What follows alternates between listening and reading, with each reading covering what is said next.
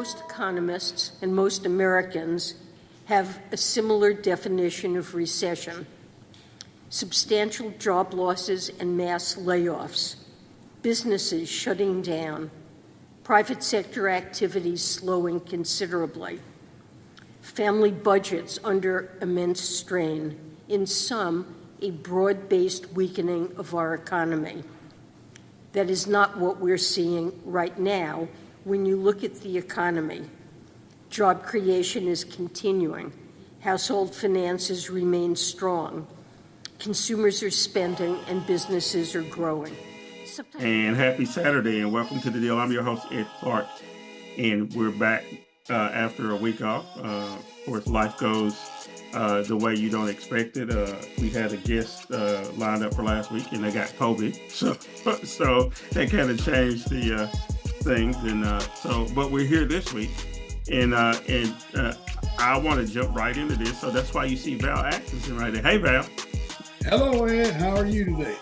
Well, great. Val, the news cycle does not wait for us or anybody else. And it kept barreling along last week. And in the intro, you saw a lot of clips, and we're going to try to catch up as best we can. And where I want to start is with Janet Yellen, who was talking about recession and inflation, as it were, or whether or not we were in a recession. And at the end of her comment, she said that, classically speaking, some people are trying to say that we're in a recession because the technical definition, but she said all the factors aren't there. The unemployment rate is astronomically low, 3% or so across the board. And also people got money in the bank. People are still spending money. So the only thing that went up is prices. So, and some of those prices have come back down, like gas. So I'm gonna put you on the spot, Val. What in the hell is actually going on in the economy? Is this just still a lingering effect of COVID? And is there some shenanigans going on from the big corporate types? Well, as far as the little guy is concerned, and that's who kind of butters our bread for us, he doesn't understand a lot of the language anyway. He does understand the prices when he goes to the store and he's got to pay more and those kinds of things. But what some of the politicians and the advance men and messengers are trying to do is way over their head. And they're not trying to communicate with them. The people they're trying to communicate with, Ed, people like you and I, most of us have already made up our mind. And we are not going to allow people like the Trumpers and people like that to convince us that there's a recession when it ain't. And we understand those kinds of things. So I think it's a wash. I don't think the people they are trying to convince are being led down the wrong path and they are gaining from this. I think it's about time they move on because people are going to react to gas prices falling, which they are. People are going to react to shelves being filled. They're going to react to the fact that they have jobs and sometimes their wages are going up and all this other rhetoric about what the definition of recession and inflation is and what is stagflation and that kind of thing. You're going to have to take that to the classroom and talk to some people in Economics 101 to find somebody who gives a crap, okay? I think that the people who really make up the vast majority in this country are moving on. Yeah, that's a good point, Val, because a lot of this is the Kramers on CNBC and the people on Squawk Box and and Bloomberg TV who are talking about what the definition of recession is, and the person who's going into their local grocery store, they're just looking at the price, and by all accounts, a lot of prices are about the same. Of course, some of them are a little bit more, but also, like you said, the shelves have stuff on it. Mhm. We never really got to the point where things were completely bare. And I've been buying chicken and some other things at a fairly reasonable price, as cheap as I bought it in the last 3 or 4 years lately, because supply chain is better now, right? Yeah, let's wrap this up and segue into something I think is related. What's the political price to be paid? You know, obviously there was all this talk about the economy and Joe Biden's economy from the Republican side and trying to make hay of it for political purposes because of the midterms coming up. I know you don't know for sure, but put on your prognostication hat and tell me by the time we get to the midterm elections, how much this will play into how people make a decision on how they're going to vote. I really don't think it's going to play into it one heck of a lot, Ed, in terms of being highly impactful, being on the cusp of being the decision maker. Because most of the people that you can rely on to go out and cast a vote on November the 8th are going to be the people that, by and large, have already made up their mind, and they are in Camp A or Camp B. And they are not going to let even a drop in gas price or a increase in a loaf of bread. They're not going to let that change their mind about who represents them in Congress, because they know, they're smart, and they know that the guy or gal that they're voting for to go to Washington is not going to be able to do but so much more than what Schumer or McConnell or Pelosi wants them to do. Uh-huh. And so it's not this guy, I'm going to send this freshman congressman up to DC and he's going to change things because he's telling me he's got the answer to this and he knows that. He's going to take a seat on the back row and he'll speak when he's spoken to. He's not going to be able to do a thing. And I think people have gotten to the point they understand politics enough to know that that's the case.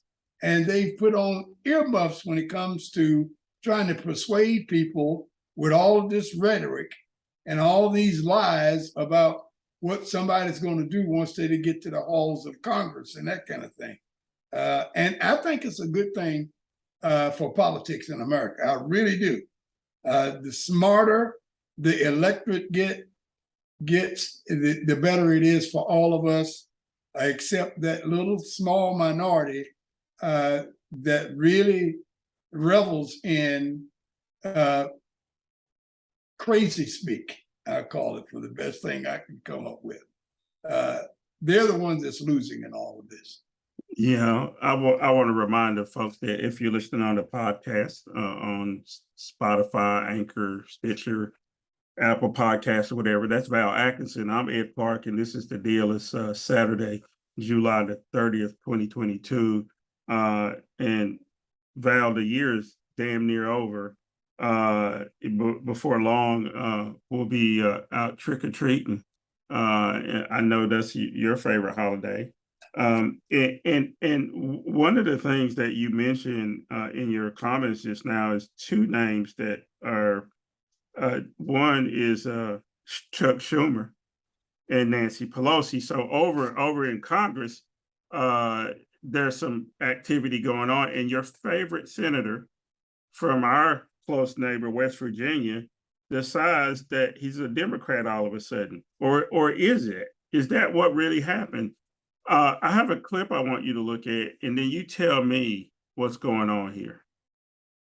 In a sudden reversal, Senator Joe Manchin reached a deal with Democratic leaders on a spending package that aims to lower healthcare costs, combat climate change, and reduce the federal deficit. This marks a massive potential breakthrough for President Biden's long-stalled economic agenda. I spoke with both Senator Schumer and Manchin and offered my support for a historic agreement to fight inflation and lower costs for American families. It's called the Inflation Reduction Act of 2022. Some of you will see a lot of similarities between the beginning of the Build Back Better initiative. Manchin has often been a roadblock to President Biden's efforts to establish an expansive Build Back Better plan aimed at climate, economic, and healthcare progress.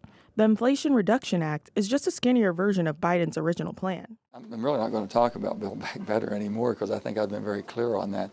There is no negotiations going on at this time. Yeah, people like Manchin sitting.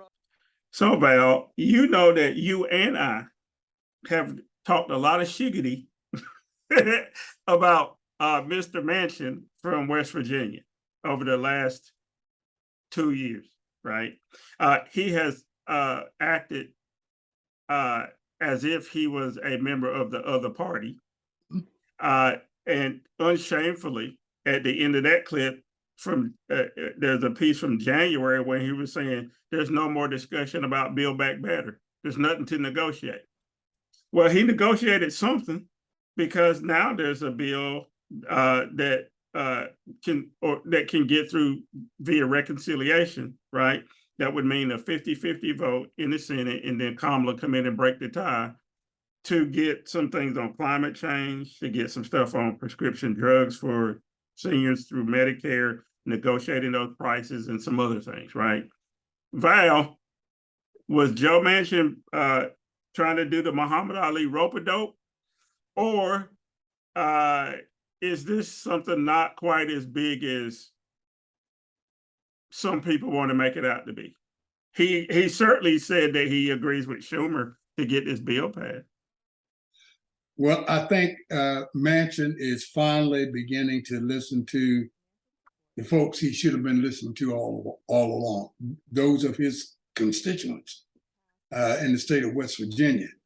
And somebody is telling him now that, yeah, I understand you protecting the fossil fuel folks and that sort of thing, but, you know, you're going to have, there's some things in this bill that's going to help some of us poor folks here in West Virginia as well.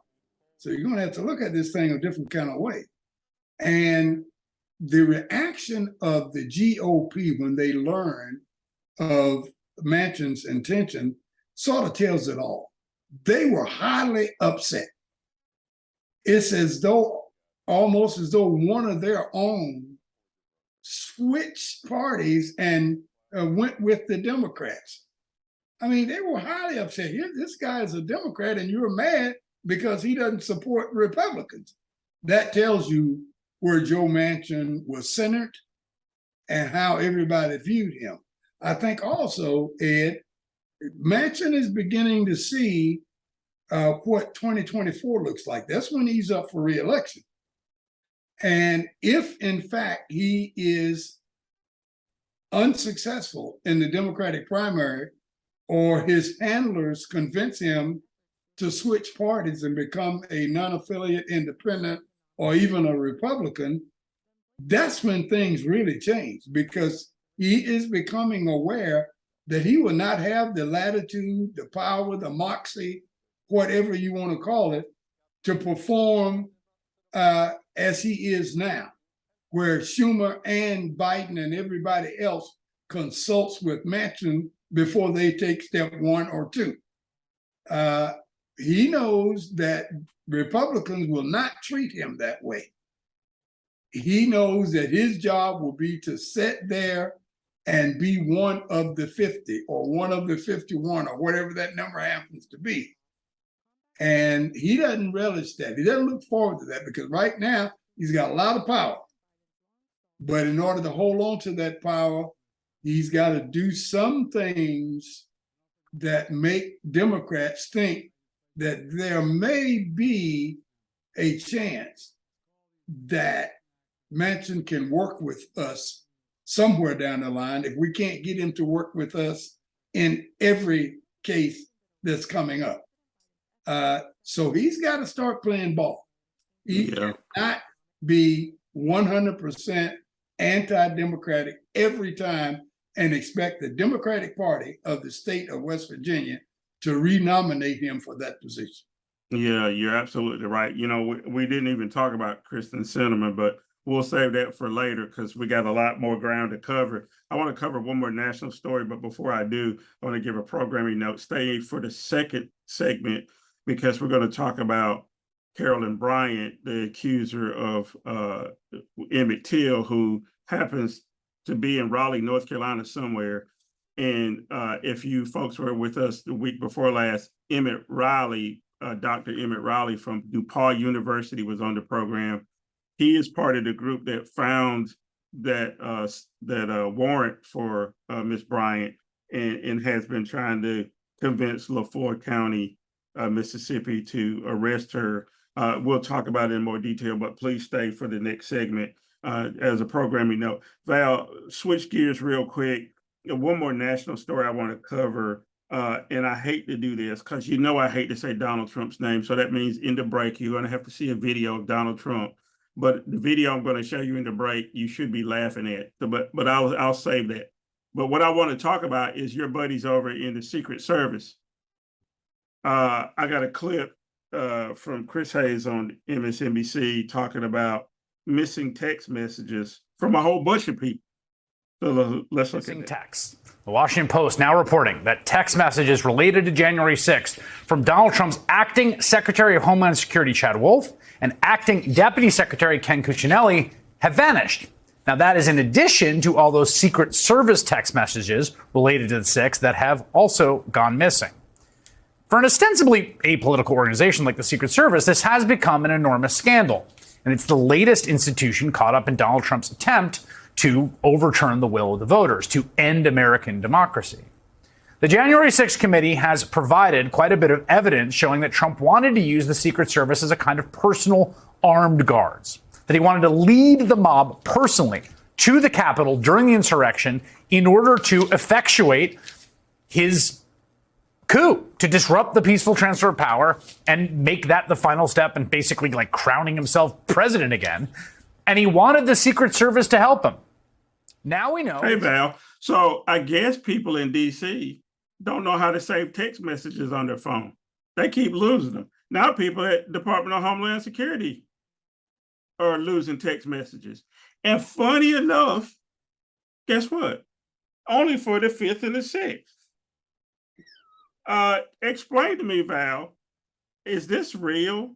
Do they expect us to believe that the Secret Service got new phones and they only deleted messages from the 5th and 6th? And now Department of Homeland Security, those idiots that were running that joint, Cuccinelli and those folks can't find theirs. What's going on, Val? Well, somebody thinks somebody is a fool. We won't say who they are, but I'm glad you're here with us, Ed, with your IT background, that you can shed some light on this stuff as well. I'll speak from my past experiences with the federal government. When I used to tell people all the time, and I still do, that within the federal government, even the United States military forces, there are a lot of right-wingers, there are a lot of white nationalists, there are white supremacists, there are Trumpers, there are MAGA people, there are a lot of all of those kind of folks that work in the military, that work in the Secret Service, Homeland Security, every agency that comes under the auspices of the executive branch of government for the United States of America. They're there. You have your career service people that have been there for 30 years and plan on retiring sometime real soon. And then you have the current administration, they bring their people in. And oftentimes, those career people, they know which side their bread is buttered on, and they know they better take certain positions and do certain things if they want to remain in their jobs. We already know what the administration folks are going to be doing. This thing is fraught with danger, Ed. I expect an investigation from this to just talk about Secret Service and Homeland Security. And we could see indictments from those investigations that may equal, if not topple, the indictments that come out of the 1-6 committee investigation. We don't know yet. But this is serious. And to answer your question that you threw to me initially, How deep is it? How tough is it? How big is it? It's huge. It's gigantic. And I'd like to throw the ball back at you and ask you to tell us about how text messages and emails and those kind of things just go poof and nobody can find them anymore. Well, I will tell you that somebody has them somewhere. You can delete them on your system, but if you sent somebody the email or a text message on another system, it should exist somewhere. And even when you erase data, it's recoverable in most cases, unless you did something drastic to get rid of it, like you magnetize whatever drives those were on, and you had to go through a lot of steps. So I think what's going to help in trying to track these things down is the Trump administration had a bunch of dummies running the joint.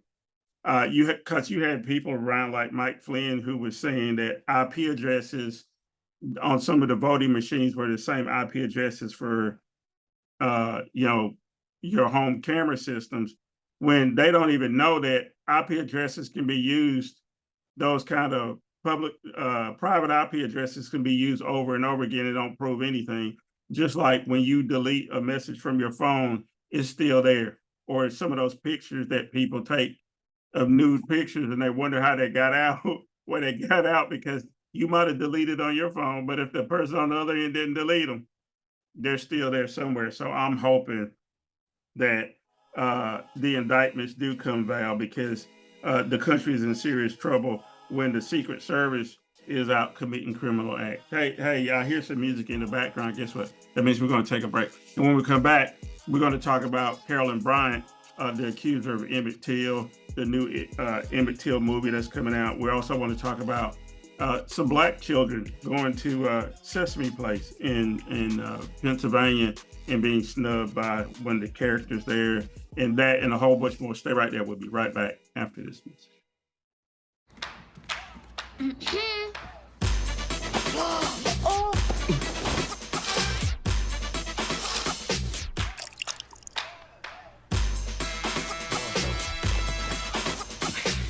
You're not going to get it all right.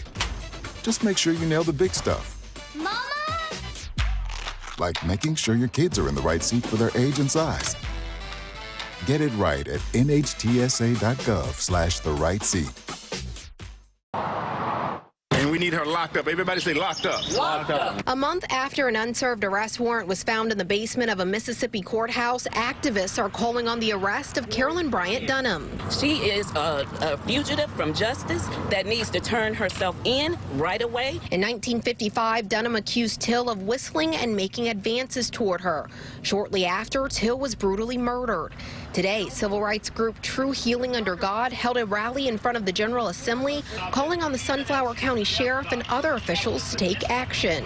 The people of North Carolina request that Wake County District Attorney Lauren Freeman collaborates with LaFlora County District Attorney Dwayne Richardson to extradite Mrs. Roy Bryant to Mississippi. The rally in conjunction with this one in Mississippi, where activists along with the family of Emmitt Till held a rally at the LaFleur County District Attorney's office. Civil rights activist John C. Barnett told me they want to put pressure on Mississippi officials. It's amazing to me that they can go to the moon, but they can't find Carolyn Bryant Dunham. She's still alive. We haven't had a funeral service. And welcome back to our second segment of The Deal. I'm your host, Ed Park. It is Saturday, July 30th, 2022. It is hotter than you know what, Val. It was 100 degrees yesterday. I know it was 100 degrees. I was doing some home improvement tasks. I thought I was going to pass out. I won't do that again today. I'll tell you that much. And there's a heat wave. There's also been some terrible weather in Kentucky and some other places. And almost every night there's been severe thunderstorms here where we are in central North Carolina. On the way back in, Val, we saw a clip of a group that was holding a rally in Raleigh and another group that was holding a rally in LaFleur County, Mississippi, protesting, saying they want Carolyn Bryant arrested because there's a valid warrant for her out of Mississippi. As I mentioned in the programming note before we took the break, Dr. Emmitt Riley from DePaul University was on along with Irv Joyner a couple of weeks ago, and they brought this up because Professor Riley had written a piece in the Mississippi newspaper and that got disseminated widely around the world saying that Bryant should be arrested. So we had him here on the program, Val. Let's talk about some realism here.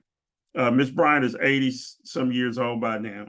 That doesn't absolve her from, being involved in Emmitt Till's murder, because we've seen 100-year-old Nazis go on trial, right, for collaboration. But tell me why,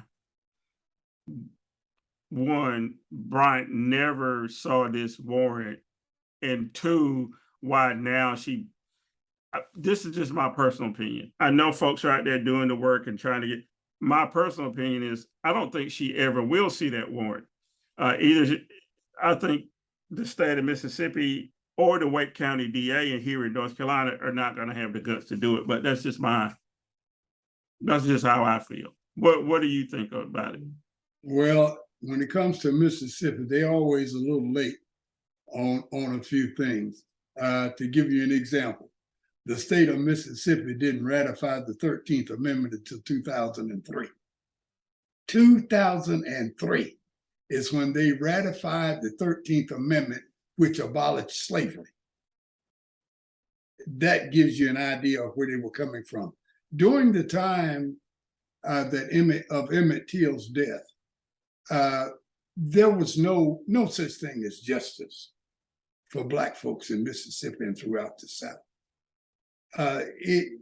Every white person in that area knew that you could commit murder, you could kill a Black person, and chances are that you will not be convicted and probably will not even be arrested for doing so.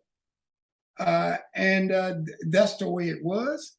That is the sentiment that is still going on. I'm just hoping, Ed, that we have some folks here in Wake County, North Carolina, that have the stones to get involved and do the right thing. I knew personally the father of our current DA for Wake County. I guess that's putting me kind of old, but I knew her father. We worked together. And Franklin Freeman was his name. And if Franklin Freeman were here and in position today to do something, I think he would. And I'm hoping that his daughter has the stones to get in and do something and make sure there is some modicum of justice to this whole Emmitt Till saga.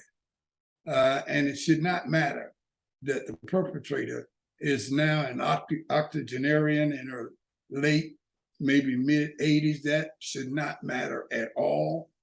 Justice is justice. And as Martin Luther King used to say all the time, justice delayed is justice denied. So we can't deny that. We can't do it at all. Yeah, she needs to face her day in court because, I mean, she admitted that she lied. I mean, Tim Tyson, a person we know here, has done some research and it was clear that, they were just looking for some Negro to kill and use that as a guise to kill poor Emmitt Till. Just again, on a programming note, I went to see the new Jordan Peele movie, Nope, and one of the previews was for a film called Till about Emmitt Till's murder. And if you go to the African American History Museum in DC, Val, you can see artifacts from that time period. I guess let's wrap this up, just on a practical thing. Why is it important for us to keep this open and alive and in our memory? My view is because just the sheer fact that Miss Bryant is still alive means it wasn't that long ago in real terms. And that's why people need to know. And that what we've seen on 1/6, where we know that there are racists who are willing to kill people at the market in Buffalo or the church in Charleston, indicates to me there's still white supremacists afoot. Why do you think we should, keep this open, Val? Well, to keep pressure on both sides of this issue, because when you stop talking about it and you stop raising the issue, some folks think that you're not concerned. They think that gives them the green light to try it again or do whatever. And that's when this whole business of becoming active and keeping things going, and activists and media personnel like ourselves, Ed, this is when we're called upon to do our job and play our role in keeping things like this in the forefront to make sure nobody ever forgets, and that we will not allow these kinds of things to happen again in our culture, in our society, in our country. Yeah, most definitely. If people please pay attention to this stuff, it's really important. Val, you have kids. I have kids. They're all grown people now. So now we got grandkids. And we know that our grandkids love characters on TV. They love the Muppets. They love Sesame Street, all that stuff, right? I'm going to show you a clip, and we're going to talk about it because these Sesame Street characters are not so lovable. Today is a day of accountability and a day of reflection as to what we tolerate in our society. What has taken place at Sesame Place this past Saturday, in the months and years prior, is utterly disgusting and unacceptable. My firm has been retained to investigate the claims of the two girls in this incident, and we also stand in solidarity with every family, every child who has suffered by the hands of characters of this theme park or experienced any level of discrimination. So, Val, Sesame Place. Sesame Place is a theme park in Pennsylvania that licenses the characters for Sesame Workshop. So these are not the same people who do the Sesame Street show. Let's just, put that in a box, right? But they do license the characters, and they have a theme park, and these people dress up as different characters. And this person was dressed up as Rosita, which is the Spanish-speaking character on the program. And here's some irony for you, right? A minority snubs two little minority children. At least in the children's eyes, they see Rosita as, a minority, because on Sesame Street, she speaks Spanish and she talks about being around brown people. It's 2022, Val, and the lawyer for the family says, they're filing an action, which they certainly seems like they should in this case. What's the larger implication of this? Those children, you can see the hurt in their eyes. You got grandchildren. What do you say to a child to try to put this into any kind of context at all? Because I think it was clear that they ignored those two little black girls, and then other people have also come forward saying the same thing. But from your grandchild's eyes, what do you see in this? Well, I think in order to do it right, you need to get the character that the individual that was playing the character that allegedly snubbed these two kids, to get them on record as to what they called themselves doing, what they saw, what the circumstances were, and get all of that out in the open. And then have the film, which I've seen a couple of times, to either confirm or to deny what they're saying. And then I think we go from there. I think what's more important is what we do after that, because we get to the decision makers in the Muppets and we make them understand that we will not tolerate this sort of thing. If it happened in the way that we think it did, the way some people think it did in terms of a snub. If it wasn't a snub, that's one thing, okay? We're on a different track. If it was, we won't tolerate it, and you guys let us know what you're doing as far as corrective measures are concerned. And the third thing that we've got to do is get with those two little girls and make sure they receive all of the counseling, psychological help that they need to make sure that this does not have a lasting impact, negative impact on their maturation process, growing up, and those kinds of things. Those are the three things that I'm looking to be done. And I don't want to jump off base too quick and make some assumption and then find out that we're wrong. And then they accuse us, as they have in the past, Chicken Little, you know, accuse us of being Chicken Little and those kinds of things. I'd like to see the investigation progress over those three lines in that particular order. Yeah, I agree with you there. You know, I do expect, though, Sesame Place probably should have won the lottery last night, the $1.2 billion. Speaking of that, Val, one winner, and it was not me. And you know how it wasn't me, because we're sitting right here right now, because had I won, I would have been parked in front of the North Carolina Lottery office over here on Capitol Boulevard, waiting to claim my ticket. One winner in Illinois. Lucky them, Val. $1.2 billion. A lot of money. You know, but before we take our next break, just on that note, Val, you know, just not too long ago, there were only a few states that had lotteries, Maryland and DC and, you know, Virginia, a couple places, and people had eschewed gambling, state-sponsored gambling. Now it's everywhere. And now you reach these astronomical jackpots. That 1.2 billion wasn't even the largest ever. It was the third largest ever. And then a lot of times we're seeing these in the 400 and 500 million and those kind of things.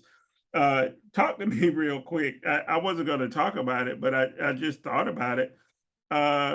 North Carolina has talked about doing some, you know, online gambling and some other things. And now there's casinos showing up in places like Virginia and West Virginia and far western North Carolina on Native American land. But now they're talking about doing it, you know, in other places. What do you think about this gambling? That's now all of a sudden nobody has any moral issues with it. Well, it's treating people like grown folks. It's treating people like they should be treated. Let them make their own decision as to how they would manage the money that they earn legally and some not legally, but let them manage that themselves. And let's see how it all comes out. I was pleased to learn some time ago that North Carolina has joined some other states that allow you to play the lottery from the convenience of your own home online. They, you know, at one point when it first started, you couldn't do that, and they had a strong. Then they had a strong prohibition on using credit cards to do it, and they allow you to use debit cards, and now you just go in and let them verify your checking account information and a lot of other stuff, and you can go in and put an amount of money in your account and play right online right there, and it tells you how much you got left. Let you choose your own numbers or let the system choose them for you. Play different games. I think it's very, very convenient.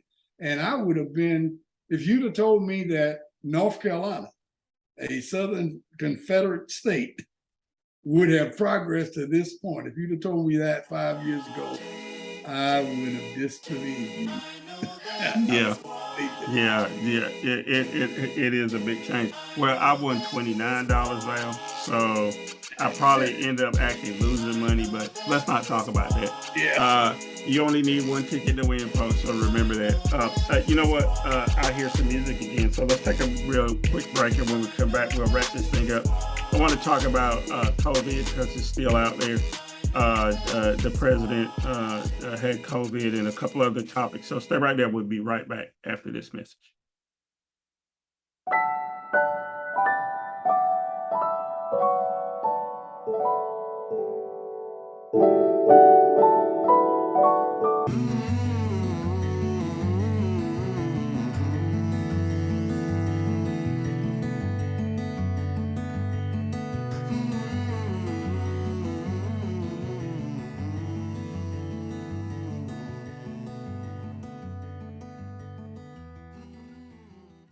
President Biden has a full workload today following testing negative for COVID-19, and his return to the Oval Office comes as some doctors are warning that the new BA.5 variant is so contagious it can reinfect people just 4 weeks after they recover from the virus. Eager to show he's fully recovered from COVID, President Biden tweeted this image of his negative COVID test and took what some see as a swipe at Trump. When my predecessor got COVID, he had to get helicoptered to Walter Reed Medical Center. He was severely ill. Thankfully, he recovered. When I got COVID, I worked from upstairs of the White House. Trump supporters quickly our third and final segment of the deal. I'm your host, Ed Clark. That's Val Atkinson. We're so happy you dropped in with us. We've talked about a lot of stuff now. We've been trying to catch up because we took off last week. We ended talking about some frivolous stuff. I guess for the president who won $1.2 billion, it wasn't frivolous, but the lottery. And I mentioned COVID that we talked about that on the way back. And you saw a clip about Joe Biden having COVID. And he threw a little shade on the last president, 45, about how he handled having COVID. Biden seems to be on the mend, but I think the larger part of this, Val, is that COVID hasn't gone away. I know recently of a couple of people who have passed from COVID. I know some people who have had COVID, a lot of people who've had COVID in the last 2-3 weeks because of the current variant is very susceptible to spreading, but it also seems like it can come back even if you have immunity. It seems to be less deadly. That aside, we are into year 3 with this, Val. I have been more conscious of wearing my mask again in public settings and that kind of thing. I also saw that they're trying to speed up the delivery of the next booster, which I'll get because I'm a senior citizen. So I'll be getting my booster. Did you think when this all happened, we would be 3 years into this? And I guess the better question is, do you see light at the end of the tunnel? I thought I did at one point, but do you really see light at the end of the tunnel? What I see, Ed, and let me make this disclaimer. First of all, I'm not a medical doctor. I don't have a degree in anything that's close to medicine. So let me say that first. But to answer your question, I didn't see this coming. I thought it was going to be something that we could get a handle on quickly because of our expertise and technology advances. But I didn't think it would be lingering this long. And now I'm putting it in the category of the flu, which has been around for eons. And every year now, we are encouraged by our medical providers, by our employers, by our family members, and everybody else to get your flu shot.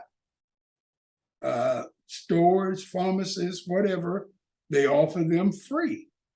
And so it's become a working part of our culture, of our society now. And I imagine that over time, COVID-19 will fall into that category of being like a flu shot. And people will be asking, have you had your annual COVID shot? And we'll just be living with this until there's some sort of miracle discovery. Yeah, I think you're right, Val. But I'm still shocked. I guess I shouldn't be. That there's still people who will talk down getting the flu shot, a flu shot or a COVID shot, or any kind of, because it's proven that these things work Mm-hmm. and that they prevent you from dying. Pneumonia shot, flu shot, smallpox, whatever, and now monkeypox. And you say monkeypox and you automatically want to laugh because I guess we're all childish at heart. But I mean, the reality is that there are diseases out there that can be controlled if you take the appropriate measures, either preventative or vaccination, which has been around for a long time. My fear is that if you get the wrong people in power in DC, and you go back to a Donald Trump kind of style of a DeSantis, for example, then treating some of this stuff, it becomes very difficult.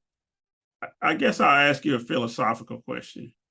When Ron DeSantis knows that people have died from COVID, but he still tries to punish school districts for wanting to have a mask mandate, it is the need for power so great for somebody like DeSantis that they're willing to let other people die and even lead people to death?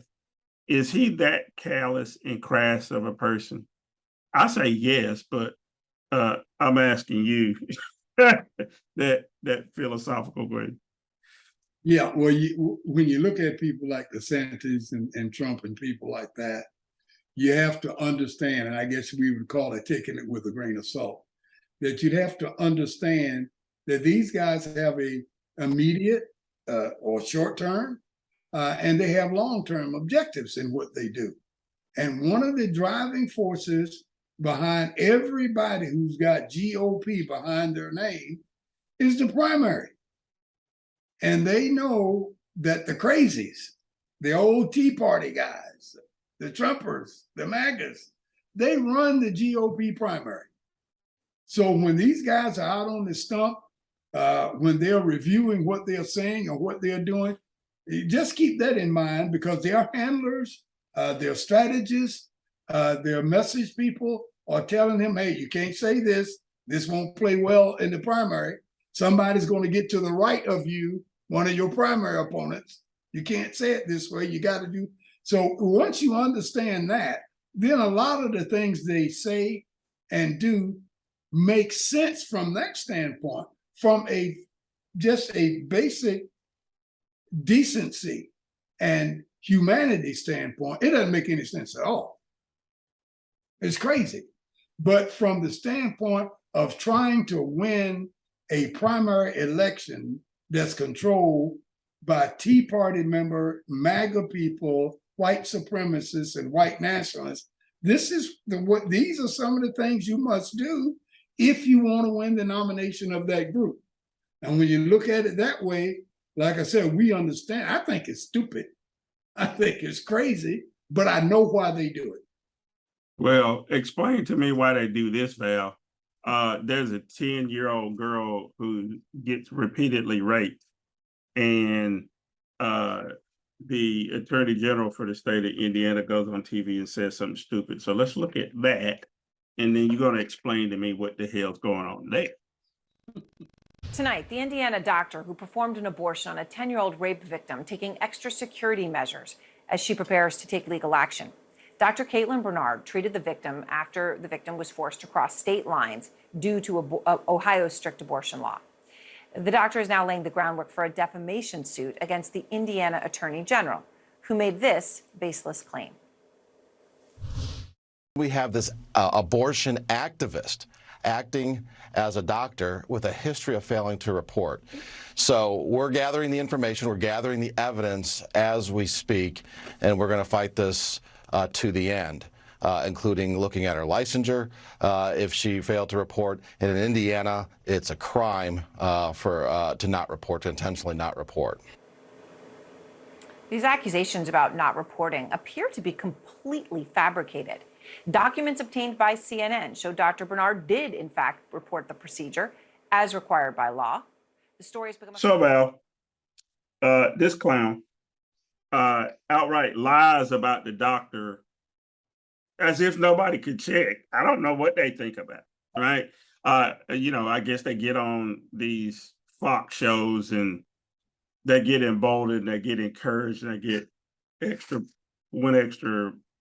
testicle and wanna be Billy Badass, start threatening people and saying that he's gonna go look at this doctor for not reporting correctly for the state of Indiana and that's illegal or whatever. When the real problem here is that this child was repeatedly raped and needed services, and the doctor performed a legal service in that state. We know already, we've talked about Dobbs quite a bit over the last couple of months. Once it was overturned, we've had people from North Carolina Abortion Network here, Abortion Rights Network, and we've had Herb Joyner on talking about the extension of what the outcome could be if you start looking at other people's privacy rights, if you're homosexual, if you're married to somebody of a different race, because the state can step in. So here's the larger question, Val. I talked about the cynicism over how they treated COVID. I think they're cynical about this abortion thing too. To not care whether or not this 10-year-old girl's life is in jeopardy, and also her life in terms of whether her quality of life, if she had to bear a child from the man in her family who was repeatedly raping her. They claim that it's because of some religious edict that somehow is part of the United States government and Constitution. They always talk about, this being a Christian nation. So I'm long-winded here, but I think this whole theocracy and appealing to these religious right knuckleheads has gotten the Republicans backed in the corner. And when they realize that little white girls are the ones who are going to be most severely impacted by these things, they may do something different than what they say, because they always do. So here's the question.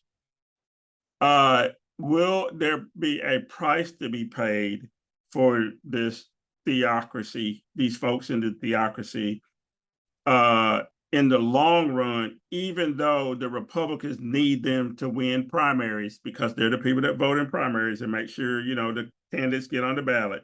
And then those crazy candidates run because they have all the support from the religious right. Is that going to be enough to allow them to continue to do things like this? Like force 10-year-olds to have babies? Well, now we understand why some Democratic operatives gave money to right-wing candidates, hoping they would win the primary. And the strategy behind that is to have the Republican candidate in the general election be as far right as you can possibly get. That enhances Democrats' possibilities of winning. And so let's put that whole strategy, let's overlay that on top of what we're talking about here now with the 10-year-old girl. If we try to take a look at what happened to this child, that's all she is, what happened to this child, and take politics out of it, it's simple. The person should be taken out and shot or hung or something, whatever. And then we find out what we need to do to salvage or save the life of the 10-year-old, whatever we've got to do. But this is a political show and we are politicians and all this other kind of stuff. So we've got to figure out things from that perspective. And we just talked about how right-wing they get, how stupid they get just to win a primary. because their strategy is that after they win the primary, even if they can't come all the way back to the middle and tell people, well, I was just kidding then, and this is what I really mean, even if that doesn't work, they think voter suppression will. So coming back to the general election, what I'll do now is I'll keep the other guy from voting. But first thing, I got to win the primary. So whatever I need to do is what I will do to win the primary election. And we'll let them tell me how wrong it is and how stupid I am and how this, that, and the other. Let me just win step one. Because you can't be a combatant in round two if you don't get out of round one. You can't do it. You're on the floor on your back. Yep.